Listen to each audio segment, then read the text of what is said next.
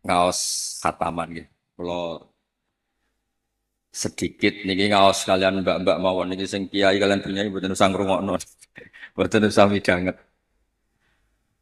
Ngeten nggih mbak-mbak sing khataman. Ada beberapa ini kata sing mboten Jawa nggih. Kalau bahasa Indonesia mawon. Ini kalau batasi mungkin bingung mungkin. Ini sekitar 30 menit maksimal. Ada beberapa kaidah yang kita tidak boleh salah. Baik itu yang terkait tafsir maupun yang terkait tajwid. Yang terkait tafsir kula niki sering diutus ngisi teng Yambuk teng pondoke Mbak Arwani. Ada hal yang setiap mufassir itu mesti menulis begini teng Fatihah. Wa yuqaddaru qabla qaulihi ta'ala iyyaka na'budu qulu. Sebelum iyyaka na'budu itu harus ditakdirkan itu ada komponen kata yang dibuang. Gini ku kata-kata nopo kulu, katakanlah. Kenapa demikian? Karena iya kanak budi itu kita yakin itu dawe Allah. Kalau itu dawe Allah, masa iya Allah ngendikan ke kita iya kanak budu. Ya saya ulang lagi logikanya gitu.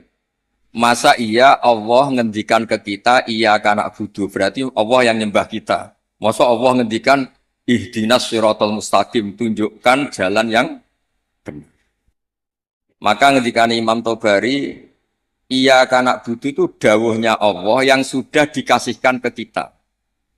Ya niki mbak-mbak sing khataman nggih di rumah akan itu dawe Allah yang sudah dikasihkan ke kita.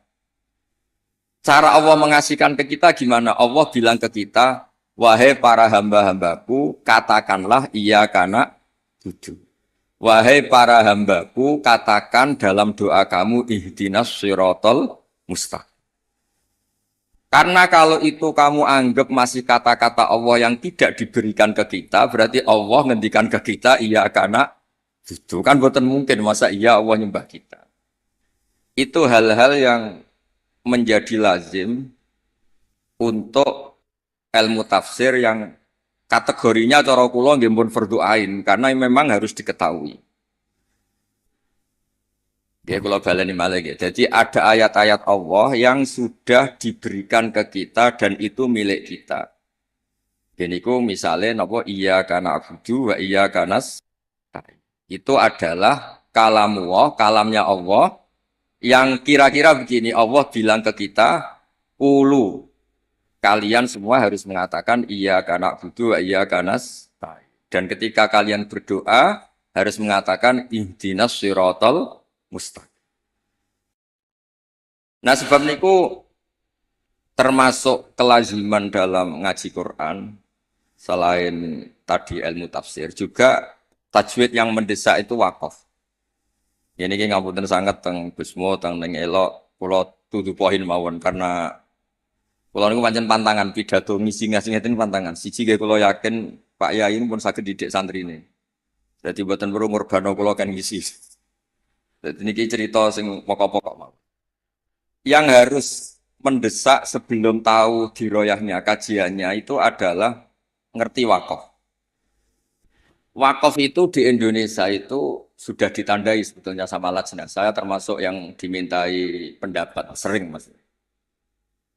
Tapi beberapa tradisi di Indonesia itu kan wakaf ini anut guru. Misalnya di tradisi sanad kita, misalnya di surat Yusuf biasanya diwasolkan inna abana lafi dolalin mubin ini qatulu Yusuf awitrohu. Terus kita dikritik sama pihak-pihak Arab Saudi karena tradisi mereka kalau al-waqfu ala ru'usil ayi, wakaf di awal apa di akhir ayat itu baik. Tapi kita ngikuti tradisi guru-guru kita yang sudah melatih kita dengan makna. Sehingga kadang-kadang kita ini nggak nyaman. Misalnya fawailul lil musallin, maka celaka bagi mereka yang apa? Sholat. Itu kalau lil musallin berhenti, semaannya berhenti, atau anaknya rewel berhenti, hanya ditulis oleh malaikat. Ini mbak-mbak baca fawailul lil musallin, neraka wel atau kecelakaan bagi mereka yang sholat. Sehingga terus diatur sedemikian rupa di era Mbak Arwani, Mbak Munawir, di era guru-guru kita, ditandai beberapa aturan ini nggak boleh wakaf, ini harus wasol. Tapi kemudian di era modern itu al-waqfu ala ru'usil ayi itu dianggap sunat, diyakini sunat. Nah, saya sendiri sebagai pribadi itu, yang penting tidak wakaf di hal-hal yang fatal. Saya cerita ini ada Gus Idror, menantu di sini dan putra guru saya Mbah Maimun. Mbah Maimun itu pernah ada anak-anak yasinan. Ketika yasinan jenis santri cepet-cepetan, fala yahzunka qauluhum. Terus diwasolkan, fala yahzunka qauluhum inna na'lamu ma yusirruna ma yu'linun. Itu keluar marah-marah. Duka besar. Karena ketika itu diwasolkan, ya kalau ngomong ulumul Quran dan pribadi matur. Ketika itu diwasolkan, maka inna na'lamu itu jadi makaulul kaulnya orang-orang kafir. Jadi fala yahzun mongko aja sampai nyusahno ka ing sira Muhammad apa kauluhum omongane wong kafir. Rupane omongan inna na'lamu ma yusirruna ma yu'linun kan fatal betul. Muhammad, engkau jangan risau atas komentar orang-orang kafir bahwa saya, Allah, kami, Allah ini tahu apa yang mereka sembunyikan maupun yang mereka perlihatkan. Maka di situ jelas harus wakaf. Fala yahzunka qauluhum. Muhammad, kamu jangan risau ocehan atau omongan orang-orang kafir yang ngomong kalau kamu itu tidak rasul. Qauluhum bi annaka lasta mursala. Terus qala ta'ala tasliyatan li nabihi inna na'lamu. Terus kemudian Allah menasihati nabinya, Muhammad kamu tidak usah susah atas komentar orang kafir karena inna na'lamu ma yusirruna wa ma yu'lin. Sebab itu benar-benar fatal ketika kita misalnya yasinan, ya terutama bapak yang sudah khotimat, yang sudah pinter. Kalau masyarakat kan penak. Masyarakat itu selalu menang. Penak, baru kayak rafaham itu kepenak. Malaikat yang ngisap ya males. Ngus maca Quran kok disalahno. Lane kula niku tak kenang saking Mbah Mun niku, aku iri hak wong bodho iku iri. Islame pas-pasan ra tau wedi suul khotimah. Kene wis kiai kaji tahajud witir cek wedi suul apa? Khotimah. Jadi wong awam mak penak pokoke Islam supaya mati ya mati, ora tau kepikiran suul apa? Khotimah. Nah, mun kiai kados jenengan repot. Islam khusyuk ibadah cek donga ya wedi suul apa? Khotimah. Mun kula terangno malih. Di level ilmu, di level penelitian, itu memang masalah. Fala yahzunka qauluhum. Jadi yang benar itu ya waqaf fala yahzunka qauluhum, kamu jangan susah. Ya, jangan susah, jangan dibikin susah oleh komentar orang-orang kafir bahwa kamu itu lasta mursala, kamu itu tidak rasul. Terus Allah memulai penjelasan, kamu tenang saja Muhammad, karena aku kata Allah inna na'lamu ma yusirruna wa ma yu'lin. Terus contoh malih misalnya begini. Yudkhilu may yasha'u fi rahmati. Kadang ada yang wakaf wa dzalimin. Itu kan berarti jadinya apa? Allah memasukkan rahmatnya orang-orang yang dikehendaki. Kalau kamu wasol kemudian wa dzalimin dan wakaf di wa dzalimin berarti apa? Dan Allah memasukkan orang-orang zalim di rahmatnya.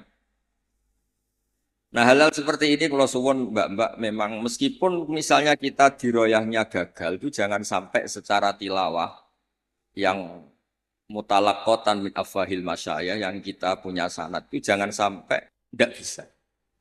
Karena itu sekali salah itu fatal. Makanya kata Ibnu Jazari wa ba'da tajwidi kalil hurufi la budda min ma'rifatil wuqufi. Saya berkali-kali kalau ngaji cerita kenapa Imam Asim meriwayati Hafiz itu ada saktah 4. Saktah 4 saja itu dikritik penggemar-penggemar Imam Asim. Sebetulnya bisa ratusan. Ya Alhamdulillah qiraatu Asim meriwayati Hafiz itu saktah hanya berapa? 4. Ini itu teng Kahfi, awal Kahfi, terus teng Yasin, terus wakilaman Rokin sama di surat Tatfif atau Mutafifin kalla balrona. Nah, kenapa ada sakta? Kulo sering cerita supaya ini tiang-tiang sing seneng Quran itu hati-hati. Memang harus sakta.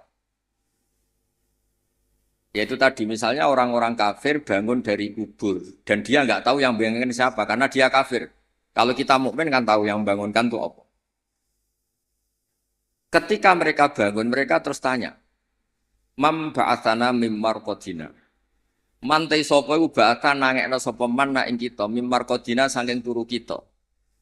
Itu orang kafir mungkirul ba'si yang ingkari ba'ats tanya mam ba'atsana mim marqadina.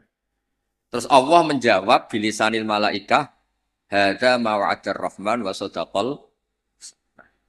Karena yang awal ini kaulul mustafhim, orang tanya. Kemudian yang kedua itu kaulul mujawib yang jawab, maka harus disakta. Manfaatana mimmar qadina. Terus dijawab, hadza ma wa'adar rahman wa sadaqal mursalin. Nah, bayangkan misalnya bagi orang yang ngerti Quran, itu dibaca langsung. Manfaatana mimmar qadina, itu kan kacau semua. Sehingga sakta itu secara diroyah kata kitab kulon gak ada kitab namanya Al-Qira'at al-Asyr karangane orang-orang yang sangat-sangat menekuni Quran. Kata beliau sakta, wakof, taktek, apapun namanya yang harus dipenggal itu memang harus dipenggal. Kalau ndak itu bahaya.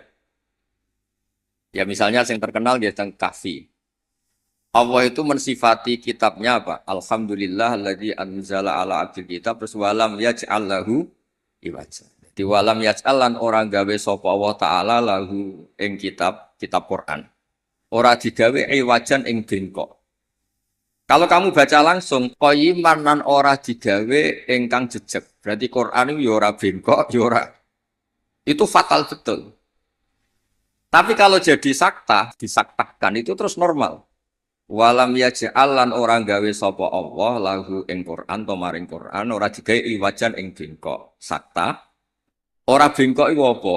Qayyiman. Tegese jejeg. Terus kata ulama-ulama dalam dialog seluruh dunia, tidak hanya di Arab, di seluruh dunia karena lughat itu rasanya sama, dzauqiyatul lughat itu sama, seluruh dunia sama. Saya misalnya bilang ke santri saya, "Cong jangan belikan sate, pecel, rawon." Pasti semuanya ini manhiyat. Cong, saya jangan belikan sate, pecel, rawon. Ini semuanya apa? Manhiyat. Enggak boleh. Tapi kalau kata-kata saya, Cong, jangan belikan sate, mandek, rawon. Berarti jangan belikan sate, tapi belikan rawon. Jadi berkahnya sakta itu tidak ada tasallutul amil. Amil yang depan itu tidak amal pada amil yang berikutnya. Jadi hanya walam yaj'al lahu iwaja. Ya iwaja saja yang jadi maf'ul bihnya yaj'al. Bukan qayyiman. Nah, hal seperti ini ulama itu sangat tahu, bukan sekedar tahu, sangat tahu. Sehingga terus ijtihadnya Imam Asim itu harus disakta. Nah, orang-orang perawi tajwid itu memang kadang-kadang hanya talaki. Talaki itu pokoknya anut guru. Sebetulnya juga harus dijelaskan sakta, wakof, takta itu fungsinya sama. Yaitu kata-kata di depan yang harus terputus. Terus yang terakhir kalau contoh wakof itu yang ini paling fatal, lebih fatal lagi karena bisa menyinggung banyak malaikat. Wa kadzalika haqqat kalimatu rabbika 'alal ladzina kafaru annahum ashabun nar. Allah sudah menitahkan secara pasti bahwa orang-orang kafir itu pasti ashabun nar, pasti penghuni neraka. Misalnya Anda wasol, itu bisa berurusan dengan malaikat hamalatul arsy. Kalau Anda wasol berarti kan gini. Wa kadzalika haqqat kalimatu rabbika 'alal ladzina kafaru annahum ashabun naril ladzina yahmiluna al-arsya wa man hawlahu yusabbihuna bihamdi rabbihim. Itu kan fatal betul. Dan sudah kepastian Allah kalau orang-orang kafir itu ashabun nar, penduduk neraka. Siapa penduduk neraka itu? Alladzina yahmiluna al-arsya, yaitu malaikat-malaikat yang bawa apa? Ars.